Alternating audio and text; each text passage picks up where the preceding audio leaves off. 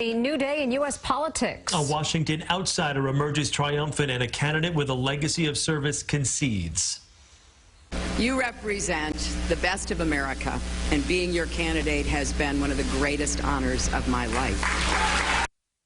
We have team coverage of Donald Trump's victory, Hillary Clinton's defeat, and how the world and country are now responding. We begin with Janelle Burrell, live in the newsroom this noon. Janelle.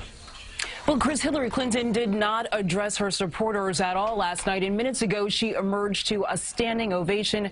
Addressing her team and supporters, she said she is sorry that they did not win and told them that being a candidate was one of the greatest honors of her life. I hope that he will be a successful president for all Americans. We must accept this result and then look to the future. A speech Hillary Clinton never thought she'd have to deliver. This loss hurts, but please never stop believing that fighting for what's right is worth it. Clinton joined by her family, offering her thanks to those who stood by her, conceding the race. Many shocked by the outcome, in tears last night at her election headquarters as it became apparent she would not prevail. We owe her a major debt of gratitude for her service to our country. I mean that very sincerely. Donald Trump speaking highly of his opponent, marking the end of what was one of the most contentious election battles most can remember.